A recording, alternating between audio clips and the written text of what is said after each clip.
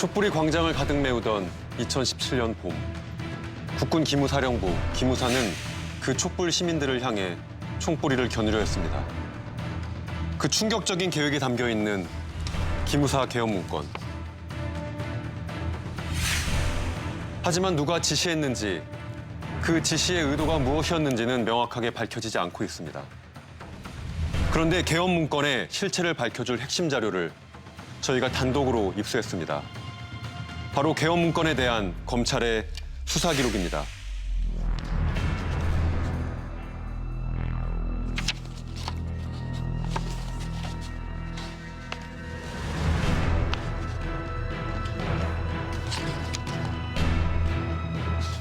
개헌 문건을 만든 당사자들의 진술이 그대로 공개된 것은 오늘이 처음입니다.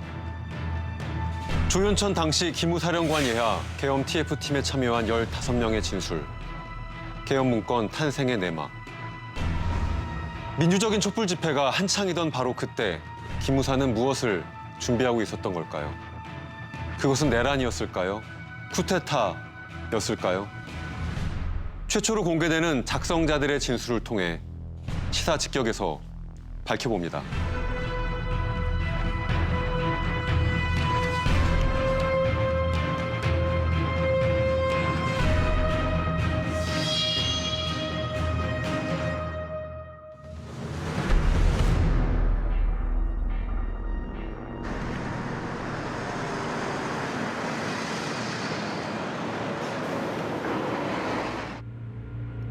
현 시국 관련 대비 계획, 기무사 개헌 문건의 제목입니다. 탄핵 국면 당시 평화롭게 집회를 이어가던 시민들을 탱크와 총으로 진압하려 했던 국군 기무사령부, 기무사.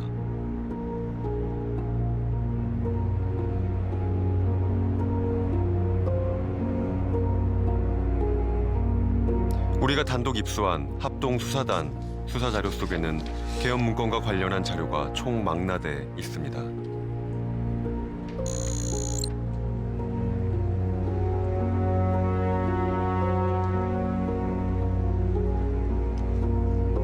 (1300여 장에) 달하는 방대한 분량. 미국으로 도피한 조연천 전 기무사령관을 제외한 개헌 문건을 만든 기무요원 15명의 진술. 그리고 개헌 문건을 만들 당시 그들이 사용했던 수첩 사본 등 압수수색 자료도 포함돼 있습니다.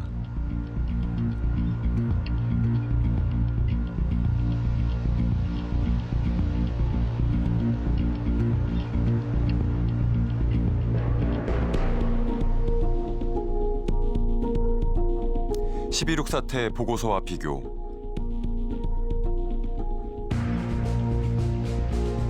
정치인 가택연금, 국회 해상권.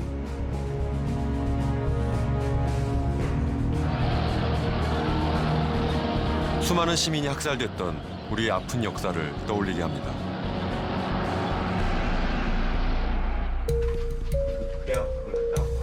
작년 7월 군인권센터를 통해 공개됐던 기무사 개헌 문건. 그동안 문건의 위법성과 실행 여부를 두고 논란이 있어왔습니다. 제작진은 최초로 개헌 문건 원본을 입수했으며 군의 계엄 실행 의지를 확인할 수 있는 진술을 확보했습니다.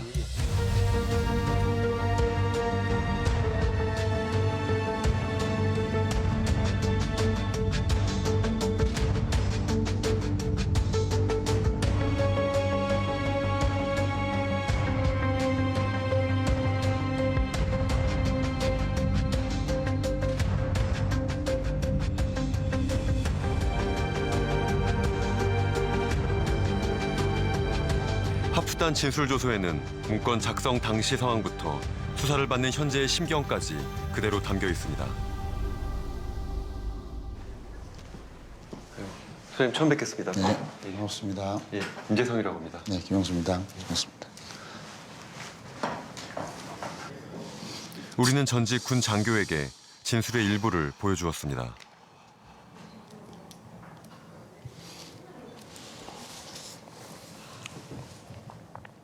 한 번도 왜 이게 헌법적 가치의 위배가 되고 현행법의 불법이라는 것을 인식을 못하면서 살까?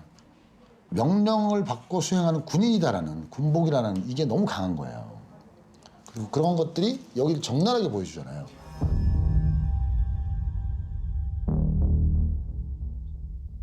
그들도 불법임을 알고 있었습니다. 나중에라도 이게 공개되면 큰일 난다라고 하는 거예요. 그러니까 그건 인식을 하고 있는 거죠. 그런데 그거를 농담 반 진담 반으로 했다라는 거예요. 그러니까 국민들은 지금 이 문서나 이런 거에 심각하게 받아들이고 있잖아요. 에? 어떻게 이렇게 세우냐, 기무가. 내란을 준비했다라고 보죠, 국민들은. 그렇게 인식을 하고 있는데 여기서는 이 작성하는 과정에서 예? 농담 반 진담 반으로 이렇게 했다라는 거예요. 기장군님 잠깐만. 개헌 문건을 만든 당사자들이 지난해 처음 국감장에 모습을 드러냈습니다. 그러니까 그 8장짜리 원본하고 도장을 찍었다. 예예. 그 이유가 있을 거 아니에요. 장관 지시라고 하면서 네. 위수령과 계엄령 절차를 검토해보라라고 네. 지시한 걸로 현재 기억이 되고 있습니다. 기억이 난다.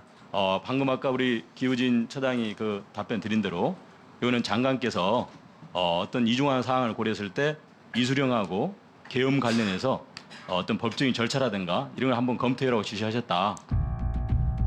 그동안 문건은 한민구 국방장관의 지시로 2017년 2월 17일부터 작성된 것으로 알려졌습니다.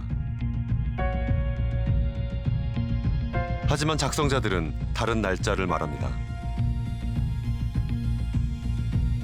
2017년 2월 10일경 사령관님이 계엄 절차에 대해서 궁금해하니 자필로 사령관님께 계엄 절차에 관한 간략한 보고를 해드려라. A4 용지에 펜으로 직접 써서 보고를 해달라.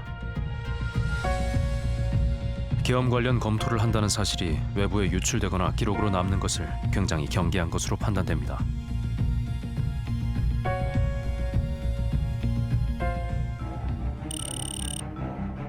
계엄 문건 작성은 17일 국방부 장관의 지시가 아니라 10일 기무사령관의 지시에 의해 시작된 것입니다.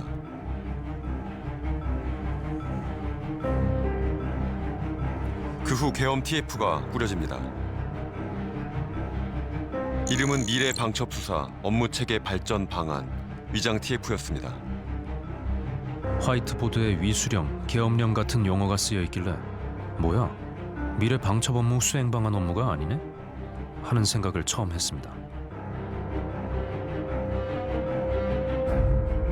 위수령, 계엄이 주 업무였습니다.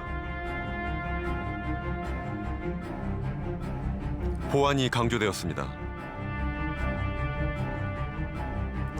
조현천 사령관이 보안을 철저히 유지하라고 지시를 하였고 연습으로 위장하고 보안 서약서를 작성하였던 것으로 기억합니다.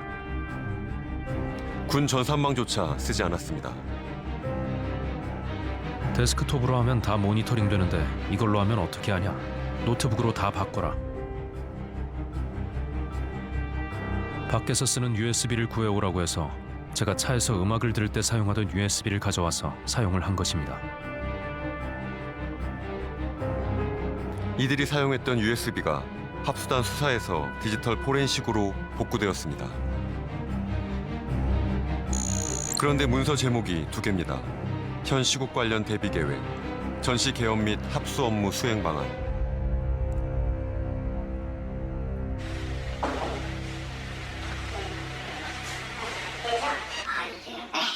기무사 내부 사정을 잘 아는 예비역 고위 장교는 위장 의혹을 제기합니다. 훈련관이 비밀 기록부에 그 제목으로 그대로 올려가지고 그게 누가 봐도 그 내용을 보지 않더라도 그거는 벌써 이건 이상하죠. 안 맞죠.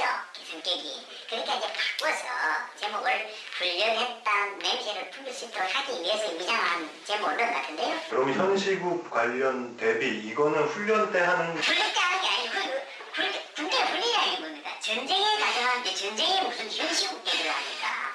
현시에 그건 하면 안 됩니다. 기무사는 전시 계엄만 담당합니다. 그래서 그걸 만들어가지고 전시 그걸 붙이면 전시에 계엄 검토하는 거 보관시 딱 보이라고 딱 그래요. 실제로 진술서엔 비슷한 내용이 확인됩니다.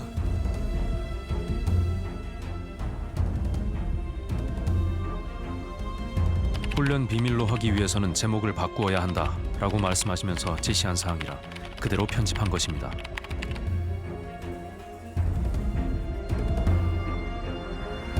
노트북은 포맷했고 모든 자료는 삭제했습니다.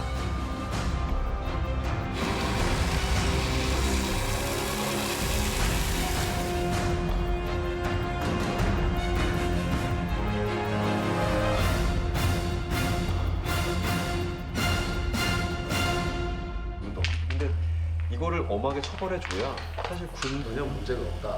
이것을 모든 것이 지워졌다고 생각했던 계엄 TF 기무 요원들. 하지만 계엄 문건의 실체는 다시 수면 위로 드러나고 있었습니다. 이게 바로 당시 기무사가 만든 계엄 문건의 원본입니다. 그동안은 필사본이 공개가 되었지만 이렇게 원본이 공개가 되는 것은 시사직격이 최초입니다. 검찰 수사 기록에는 이러한 증언들, 이러한 진술들이 있습니다. 한민구 장관님에게 보고가 된 최종 보고서는 현 시국 관련 대비 계획이었다. 하단에 한자로 국군 기무사령부 표시가 들어있었다. 결재란을 일부러 만들지 않았다. 2급 훈련 비밀이 아니라 2급 비밀 마크를 찍어서 출력을 하였다. 실제 공개된 문서 원본을 봐도 현 시국 관련 대비 계획 그리고 국군 기무사령부란 표시가 있습니다. 2급 비밀 마크도 찍혀 있고요. 근데 이 통상의 공문서와는 다르게 결재란이 존재하지 않습니다. 이 의미가 뭘까요? 일반적으로 국방부 장관 보고서에 결재란을 만들지 않는 것은 일반적인 경우는 아니죠. 아마 이 문서에는 지금 나와 있지는 않지만 장관 보고용에 따로 표지를 만들어서 결재란을 뒀을 수도 있습니다. 근데 만약에 그것마저 없었다면 이것은 뭔가 숨기고 싶은 문서였다. 이런 점을 얘기해 주는 것이죠. 그 수사 기록에도 보면은 이 기무 요원들이 수사 이 작성을 할 때 컴퓨터에 랜선도 연결을 하지 않고 USB도 외부에서 쓰던 거를 가져왔고 또 계엄의 계자도 말하지 말라. 이런 진술이 나오고 있습니다. 이런 것들을 보면은 일반적인 문서는 아니라고 보이고요. 그렇지만 공식적인 문서이지만 뭔가 숨기고 싶었던 문서다. 그렇게 볼 수밖에 없습니다. 저도 수사 기록을 보니까 처음에 조윤천 전 사령관이 네. 자필로 계획을 써서 가져와라 네. 했을 만큼 보안을 철저하게 유지를 했었던 문서인데 네, 그렇죠. 어떻게 저희가 이렇게 원본을 확인할 수 있었을까요? 아마 이게 기무 요원들이 문서를 폐기할 때 가지고 있었던 USB가 문제였던 것 같습니다. 수사 기록 진술해 보면은요.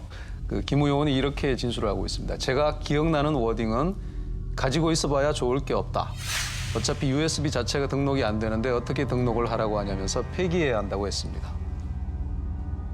USB를 받고 보안 USB가 아니었기 때문에 이것을 어디에 놔두지라고 고민을 하다가 3단 서랍 제일 위에 넣어두었던 기억이 납니다. 이런 진술이 있습니다. 결국은 이 USB를 보관을 하다가 관련 수사가 진행되면서 검찰에 이것을 제출을 하면서 이게 드러나게 된 것입니다.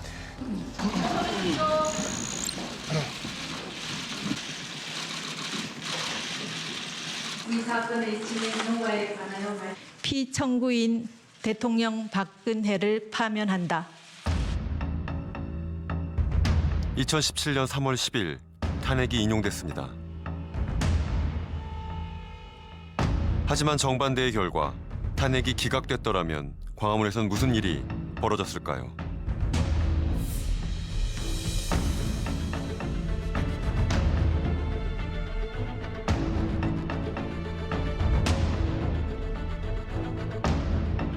일반 보병부대. 우리가 입수한 진술조서에서 당시 군이 갖고 있었던 계엄 실행 의지를 찾아볼 수 있었습니다.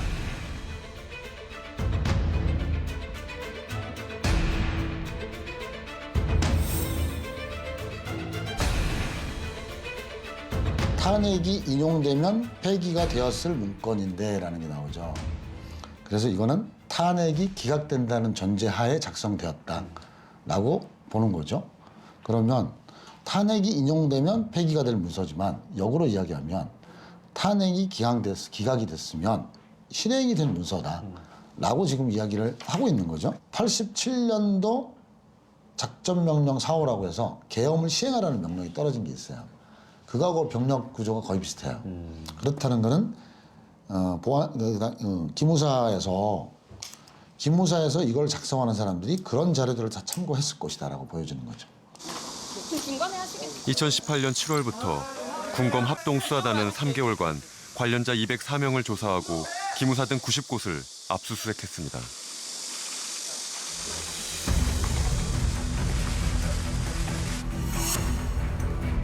수사 결과 조윤천 전 기무사령관 예하 꾸려진 계엄 TF는 자료를 수집하는 세부 자료팀과 문건을 작성하는 보고서팀으로 운영됐습니다.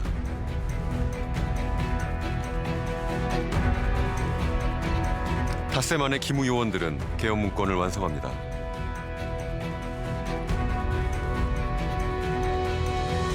조윤천 전 사령관에게도 1차 보고가 이루어졌습니다. 하지만 처음에 계엄 관련 내용만 담은 보고서를 가지고 갔다가 한번 크게 역정을 내신 것은 기억이 나는데 조윤천 전 사령관은 위수령을 늘리고 구체화하라는 지시를 내립니다. 위수령에 꽂히신 느낌을 받았습니다. TF 요원들과도 꼭 위수령을 해야 하는지에 대해서 얘기를 했는데 이미 틀이 짜여져 있었고 저희는 그 틀에 맞춰서 문건을 작성한 것입니다.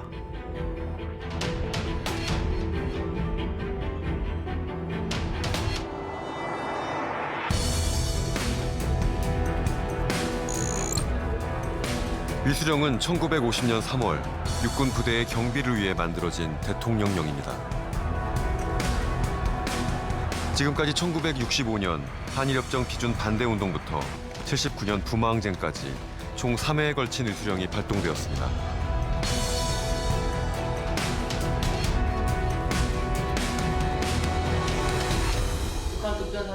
계엄보다 위수령을 우선 검토한 이유는 무엇이었을까요?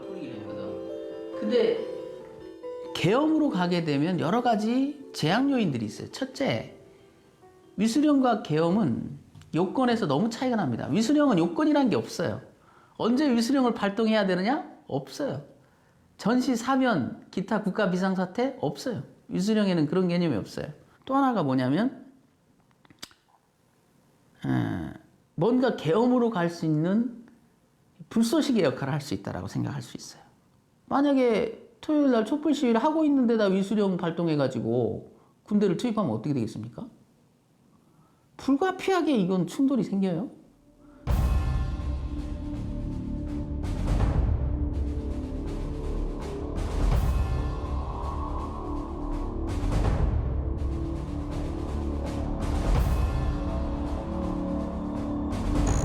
구체적 실행 계획을 담은 계엄 문건에는 위수령부터 계엄 단계까지 투입할 부대가 구체적으로 편성돼 있습니다.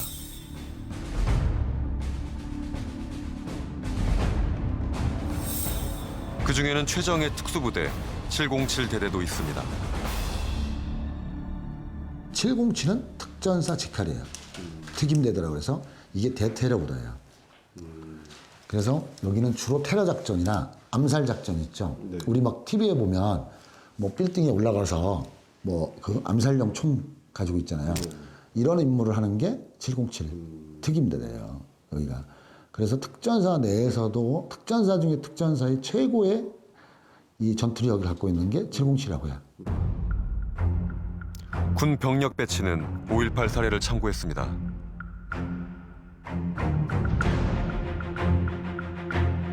계획은 치밀하고 구체적이었습니다.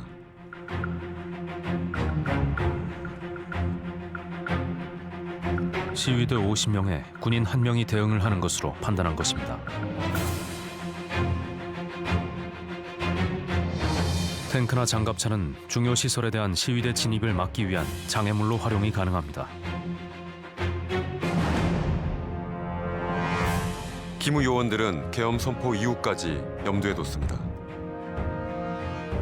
국회가 계엄 해제를 요구할 것에 대비해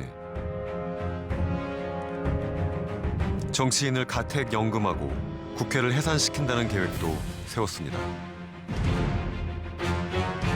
지시니까 꼭 만들어야 된다는 얘기를 했던 것이 기억납니다. 국회에서 계엄 해제 건의를 할 경우 국회 해산 방안에 대해서 검토를 하라고 사령관이 지시를 하였기 때문에 헌법 77조에는 비상계엄의 경우에도 정부나 법원의 기능에 대해서는 제약을 가할 수 있지만 국회의 기능에 대해서는 전혀 손을 못 대게 하고 있어요.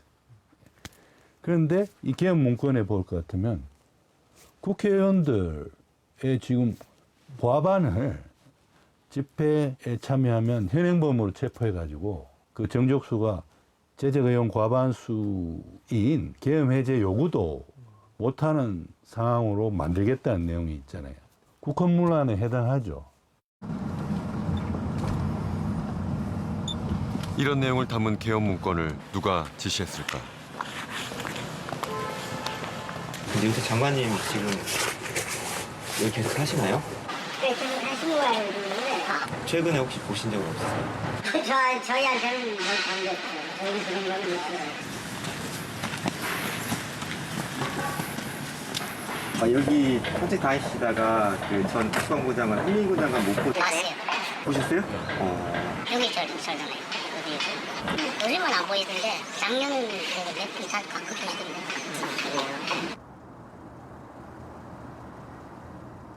그날 여러 보고가 있었기 때문에 네. 그게 뭐 나중에 공개되고 나서 아 저걸 보고했는가 보다 나는 그렇게 생각하는 것이죠.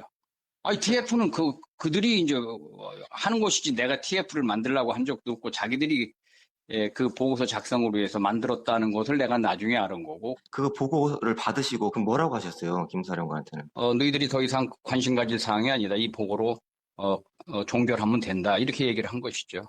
나는 나하고 그 2주간의 일밖에 나는 아는 게 없어요.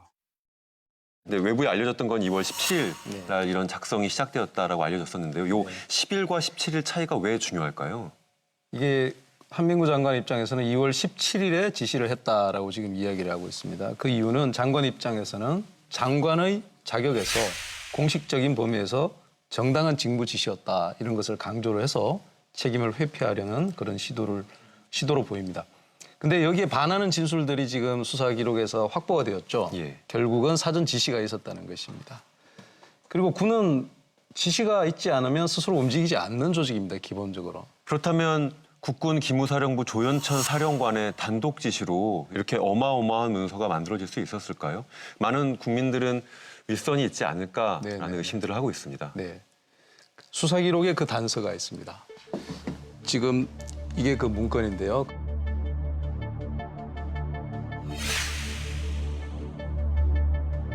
검사는 이 문건을 보고 이렇게 질문을 합니다. 대통령 직속 정보기관의 차관급 공직자를 계엄사령부에 파견하여 사령관을 보좌하도록 하는 것이 사전에 청와대 등과 사전 교감 없이 가능한 것인가요? 이런 질문을 하고요. 여기에 대해서 정보요원은 저는 그 경위를 모르지만 사전 교감 없이 그와 같은 내용을 작성할 것을 지시하는 것은 어렵다고 생각합니다. 라는 진술이 있습니다. 국가정보원은 국가정보원법이라는 법률에 의해서 규율이 되고 국정원장의 직책도 장관급입니다. 그런데 기무사령관은 국군 기무사령부령이라는 대통령령에 의해서 규율이 되고 그 지위도 삼성 장군에 불과한 것이죠. 그래서 어떻게 보면 상급 기관의 차관급 공직자를 그 하급 기관에 파견시켜서 자신의 통제에 따르도록 한다. 이것은 체계상의 문제가 있다는 점을 기무사령부도 알고 있었다는 것이죠. 그러면 두 가지 정도로 생각을 해볼 수 있는데요. 조연천 사령관의 혼자만의 생각이었다거나 혹은 사전에 교감이 있었다거나 둘 중에 하나일 겁니다. 그런데 기본적으로 군의 특성은 명령이 있어야 움직이는 것이기 때문에 혼자서 상상해서 있었다라기보다는 사전 교감이 있었다라고 보는 것이 합리적인 추론이라고 생각합니다. 사전 교감이라면 어디와의 사전 교감일까요? 그래서 기무사령관의 상급 기관은 국방부 장관 그리고 청와대입니다. 한민구 전 국방장관은 불법적인 계엄 문건 작성 지시를 부인했습니다. 그렇다면 조연천은 누구의 지시를 받은 걸까? 사령관이 이 사건 보고서에 관하여 구체적으로 지시를 하였던 편인 건가요? 그렇습니다. 사령관 보고 시에 사령관이 합참의장이 아닌 육군 총장으로 계엄사령관을 바꾸라고 지시를 한 것입니다.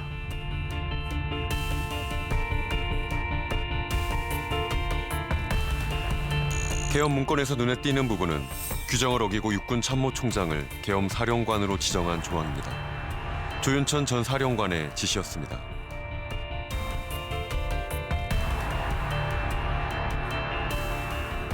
선생님, 우리나라 군령권의 체계에서는 육참총장을 전국계엄의 계엄사령관을 하는 거는 말도 안 되는 얘기입니다. 계엄사령관은 일반 행정기관도 통할해요. 하물며 군대는 계엄사령관의 말에 무조건 복종해야 됩니다. 그러면 또 군령권을 가진 합참의장은 어떻게 되냐는 거예요. 그럼 합참의장은 누구의 명을 받아야 되나요? 이 시기 조윤천 전 사령관은 분주하게 움직입니다. 2월 15일에 방문한 507, 강원도 화천에 있는 7사단입니다. 2월 28일에는 경기도 양평에 있는 20사단을 방문합니다. 조윤천 전 사령관은 이곳에서 5시간가량을 머물며 사단장과 만남을 가집니다.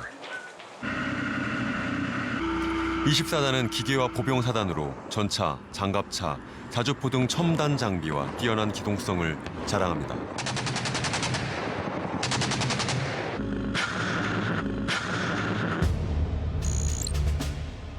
(20사단은) 계엄 임무 수행군으로 서울 중요 시설에 편성돼 있습니다. 김우 사령관이 일선 사단들을 이렇게 방문하는 게 자주 있는 일인지 좀 궁금합니다. 자주 있는 게 자주 없죠. 극히 예외적이죠. 그런 경우 거의 없어요. 사령관이 사단급 기무부대 방문하는 것은 사령관이라는 것은 거의 군 제 운영하는 도저히 본 적이 없다는 뭐 매니저님 잘해 이런 말 안 하면 잘 하세요. 그럼 그렇게 관계를 맺는 거예요. 하여튼 뭐 극히 이례적인 행보랍니다. 그리고 확실히 정말 이례적이다. 2014년 10월 기무사령관으로 깜짝 발탁된 조윤천. 당시 군 내부에선 조윤천 전 사령관의 뒷배에 대한 소문이 돌기도 했습니다.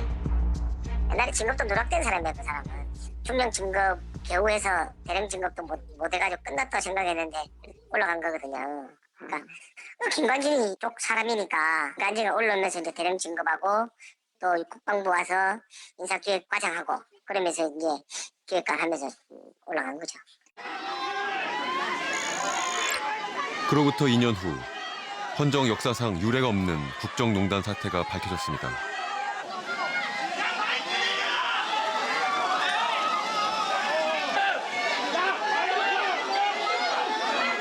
국민들한테 한 말씀 하세요. 죄송합니다. 죽을 줬습니다. 박근혜 대통령 퇴진을 요구하는 촛불이 전국에 들불처럼 번졌습니다.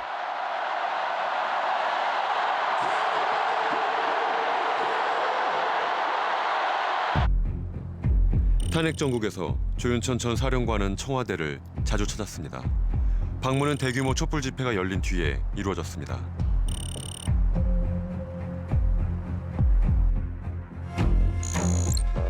이 시기 조윤천 전 사령관이 청와대에 보고한 목록을 입수했습니다.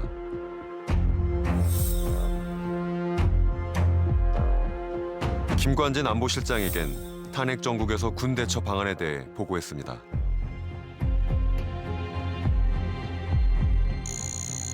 계엄 문건 작성을 처음 지시한 2월 10일에도 조윤천 전 사령관은 청와대를 방문했습니다. 이날 청와대에서 2시간 가까이 머문 조윤천 전 사령관. 김관진 안보실장과 면담을 나눈 것으로 합수단 수사 결과 확인됐습니다. 박근혜 대통령이 최고 믿는 사람이 조윤천이었다. 그럼 당시 김관진 그래서 김관진이가 직접 오다를 냈을 가능성이 있다. 나는 그렇게 보거지. 김관진을 다 봤을 때 김관진 머리에서 안 나왔으면 다른 사람 할 수는 없어. 총대면 할 수는 없어.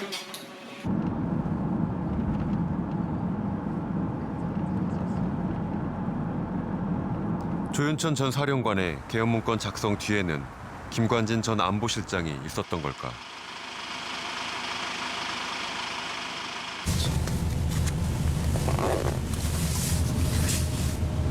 진짜 김관진 맞지? 맞잖아요. 맞다. 가자. 맞다. 가자. 응. 가자. 네, 맞습니다.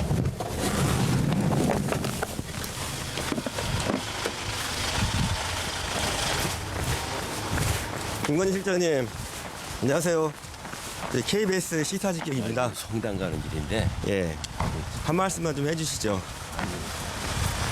조현천 기무사령관한테 계엄 문건 작성 지시하셨습니까? 전혀 한 일이 없어요. 전혀 하신 일 없습니까? 예.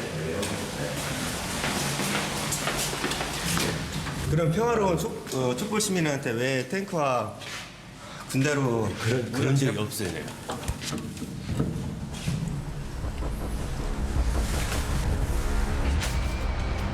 더 이상 그를 만날 수 없었습니다.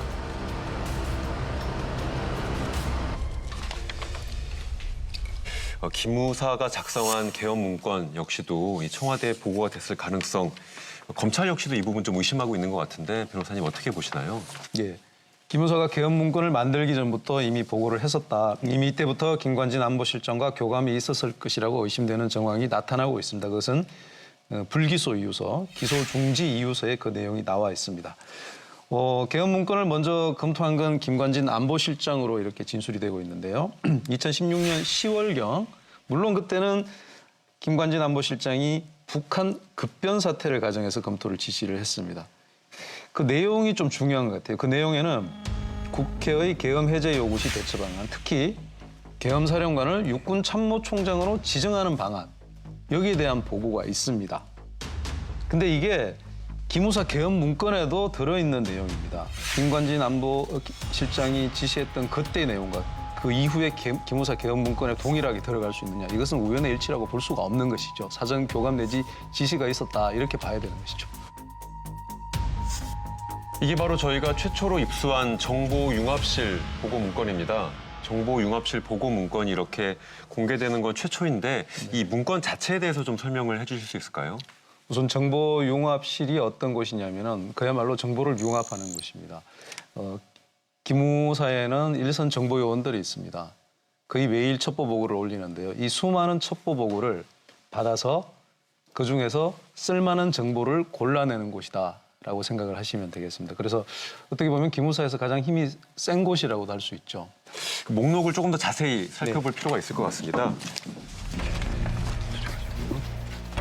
근데 이렇게 중요한 내용만 뽑았다고 이야기되는 이 목록, 정보융합실의 목록임에도 불구하고 여기 보면 어떤 기자가 국방부 출입 관련한 분위기를 실제로 국방부 장관에게 보고했던 내용, 그리고 재양 군인회장 보궐선거 관련 동정, 또 역시 장관에게 보고한 내용들이 확인이 됩니다. 혹시 다른 내용도 더 있을까요? 여기를 살펴보면 문재인 캠프, 홍석현 전 중앙일보 회장, 최근 안철수 캠프 내부 분위기, 전혀 군과 관련 없는 정보 보고가 지금 올리고 있는 것이죠.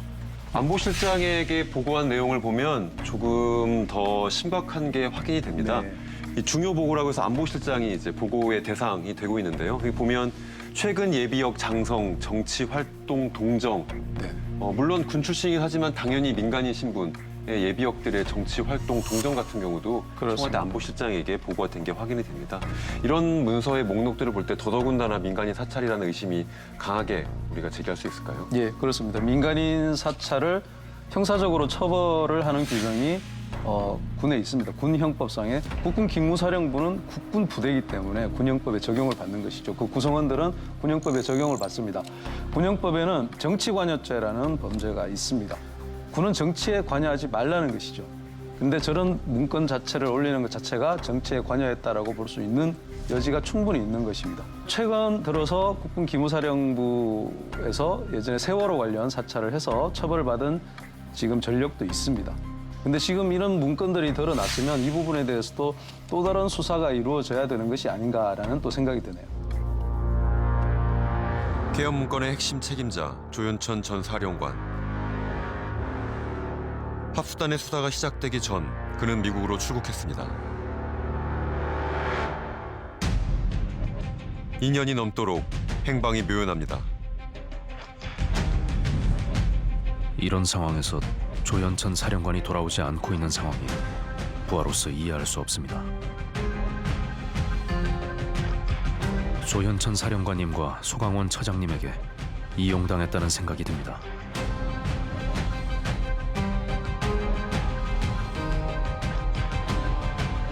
계엄 체제 아래 합동수사본부장을 맡으려 했던 조현천 전 사령관.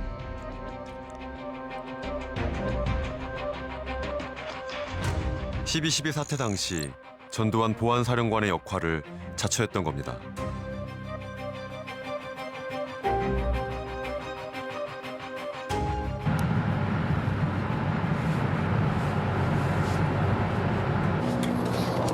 국내외에서 조윤천의 행방을 찾고자 하는 노력을 이어왔습니다. 취재 과정 중 우리는 익명의 제보를 받았습니다. 그 양반이 중년 때부터 미국에서 생활했단 말이야. 그렇기 때문에 아마 내가 볼 때는 조윤천이를 미국 시민권을 만들었을 것 같아. 내가 볼 때는 지원관이는 조윤천이 피신시켰는데 도움을 줬느냐 안 줬느냐 그거를 해야지. 익명의 제보자가 지목한 사람은 당시 기무사 2인자였던 기무사 참모장입니다.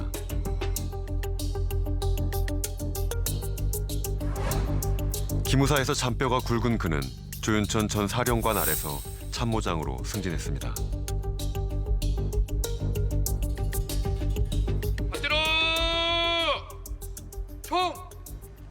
조윤천 전 사령관은 육사 38기, 지영관 전 참모장은 육사 42기, 두 사람은 4년차 선후배 사이입니다.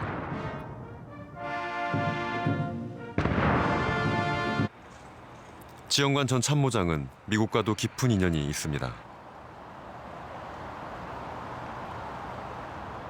미국 대사관에 파견해가지고 그 무한 보장을 받는 말이죠. 중년 때.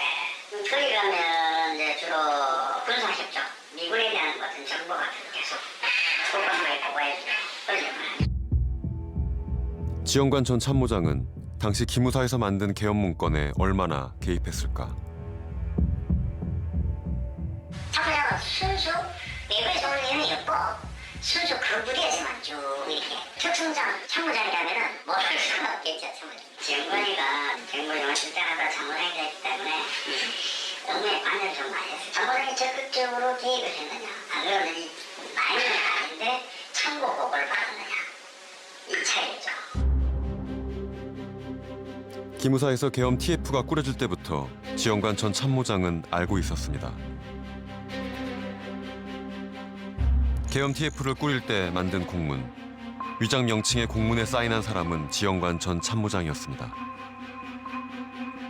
당시 참모장은 계엄 문건도 보고받았습니다. USB에서 복구된 CS 제목의 파일. CS는 지영관 전 참모장을 말합니다. 참모장 입장에서는 사령관한테 충성하는 건 당연한 거 아닌가요? 사령관이 어차피 올 정도면 그 당시에 상당한 정치적 역량이 있고 밀어주는 사람이 있다라고 판단을 하고 그러면 참모장인 지영관 입장에서는 사령관한테 충성을 다해야 되는 조윤천이가 살아야지 지영관도 살겠죠. 그래야 또 자기 미래가 보장되는 거 아니겠어요? 계엄 문건이 세상에 공개되기 전인 2017년 9월 조윤천 전 사령관은 전역했습니다. 그리고 같은 달 지영관 전 참모장도 기무사를 떠납니다.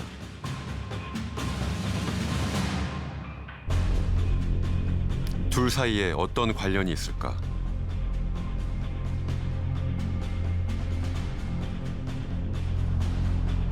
법원에서 그를 만날 수 있었습니다.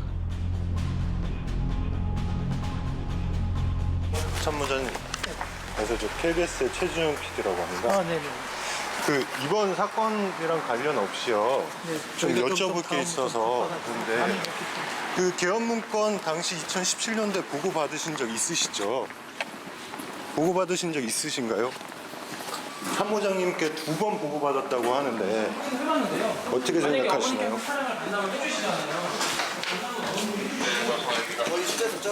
조윤천 전 사령관 미국 도피도 도왔다는 의혹이 있습니다. 그래서 여쭙는 겁니다.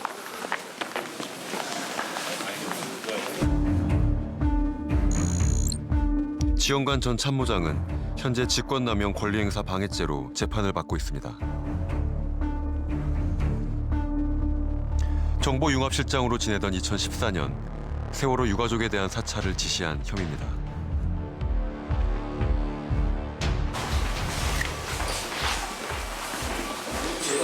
참모장님, 그 의혹이 사실이 아니면 사실이 아니다고 말씀해 주시면 되잖아요. 조윤천 전 사령관 미국 도피 도우신 적 있나요? 미혹들 사실입니까? 조현천 전 사령관 계엄령 관련해서는 이미 다 검찰에서 조사를 받았고요. 제가 무관하다고 이미 다 검찰에서 밝혀진 사실입니다. 보고 받으신 적은 있으세요? 계엄 문건 관련해서 보고 받으신 적 있나요? 이미 다 무관하다고 밝혀지고 검찰에서 현재 제가 재판을 받고 있는 거에 다 포함이 그 사실과는 계엄령하고 저는 상관이 없습니다. 네, 이 재판 상관없는 거 알고 있고요. 그런데 왜 자꾸 그 보고 받으신 적 있으세요? 무관하다는 게 보고 안 받으셨다는 얘기예요? 보고 단 한 번도 받으신 적 없으세요? 제가 좀 일이 있어서 은행에 좀 잠깐 들어가야 됩니다. 바쁩니다. 그만하시죠. 그럼 조현천 사령관 미국 도피는 도우셨나요? 전혀 그런 적 없습니다.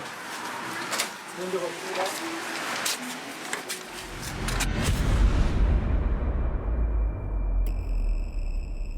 검찰 수사 자료들을 보면 증거도 꽤 많이 있고 또 증거에 부합하는 진술도 상당수 확보한 것으로 보입니다. 이렇게 많이 증거와 증언을 확보해 놓고 수사를 중단했던 상황인데요. 지금 기소 중지 상황인데 이게 적절하다고 보시나요? 지금 나와 있는 이 대비 계획에 보면은 계엄의 실시 기간까지 명확하게 규정을 하고 있죠. 탄핵이 인용됐을 경우에는 2개월, 기각됐을 경우에는 9개월. 자, 이 의미가 무엇일까요? 인용됐으면 대통령은 이제 파면돼서 대통령직에 있는 사람은 없고요. 대통령 권한 대행만 있는 상황인데 그 상황에서 계엄을 계속 유지를 하겠다 혹은 선포를 하겠다라고 하는 것 자체가 위헌적인 발상인 거죠. 그러면은 인용 시 2개월 동안 계엄을 유지하겠다라는 것은 그 당시의 정치 권력을 계속 유지를 하겠다는 거죠. 대선에 영향을 주겠다는 것입니다. 탄핵이 인용되자마자 바로 대선이 시작돼야 되고 2개월 그렇죠. 안에 대선이 완료돼야 되는데 네네. 그 2개월 동안 계속 계엄 상태로 유지하겠다. 계엄 상태를 유지해서 군부의 입맛에 맞는 정치 권력을 세우겠다. 이렇게 해석할 수 있는 여지가 충분히 있습니다. 또한 기각 시 9개월이라고 적혀 있습니다. 기각되면은 지금 그 촛불 세력의 반대 시위, 격렬한 시위가 예상이 되겠죠. 그것을 계엄을 통해서 억누른 뒤에 뭐 현행 정권을 유지한다거나 똑같이 최종적으로는 군부의 입맛에 맞는 정치 권력을 세우겠다라는 목적이 분명히 보인다는 것이죠. 이런 부분들을 다 확보가 된 자료입니다. 그렇다면은 여기에 대해서 검찰은 충분히 평가를 할 수 있고 지금 조현천 전 사령관 한 명이 없기 때문에 줄줄이 다 기소 중지를 해놨는데 뭐 다른 사건에서 보면은 그렇게 한 명의 참고인이 없다고 해서 한 명의 피의자가 지금 없다라고 해서 모든 사건을 중지하는 경우는 사실 없습니다. 그래서 지금 나와 있는 이 모든 수사 자료, 확보된 자료를 법률적으로 적절히 평가를 해서 기소를 해도 충분한 상황이다라고 저는 그렇게 생각을 하고 있습니다. 합수단도 계엄 문건에 대해 국헌 문란 목적이 인정될 소지가 있다라고 판단했습니다. 비밀 등재 공문을 기한한 기무사 장교 3명의 하지만 왜 수사를 중단한 것일까? 담당 검찰은 아직 진행 중인 사건이라 구체적인 답변은 어렵다고 답했습니다. 했다가 이제 여러 가지 증거나 증언들이 이미 불기소 결정문 내에도 있고 실무 담당자들의 진술 조서에도 있고 그렇기 때문에 꼭 기소 중지를 했어야 되는가. 그 문건의 내용들이 너무도 구체적이고 단계별로 이렇게 계획들이 구체적으로 수립돼 있기 때문에 이 자체가 그러한 합의가 실질적 위험성을 가지고 있는 것이다라고 보기에 충분하다.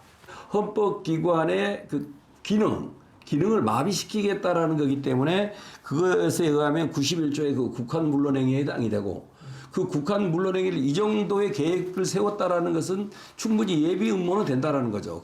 그러니까 이것만 가지고도 제가 볼 때는 충분히 그 조현천 전 기무사 사령관이 없다 하더라도 이것만 갖고도 충분히 관련자들에 대해서 내란 목적 예비 음모죄로 처벌이 가능하다. 손잡고 가보자 같이 시민들도 진실이 밝혀지기를 바라고 있습니다.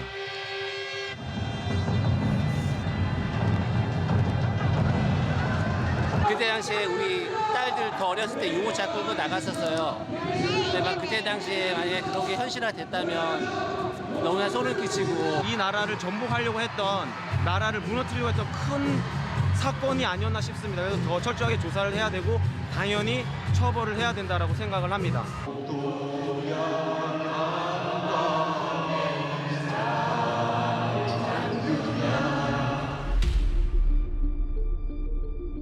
시사직격이 단독 입수하여 살펴본 계엄문건 작성자들의 진술. 조사를 받고 보니 조현천 사령관과 소강훈 처장에게 이용당했다는 생각이 든다. 군인 신분이라 임무를 거부하지 못한 거지 아쉽다. 단지 배석자였을 뿐이다. 문건 작성을 지휘했던 기무사 장군들의 이러한 비겁한 진술들. 참으로 씁쓸합니다. 아니, 참담합니다.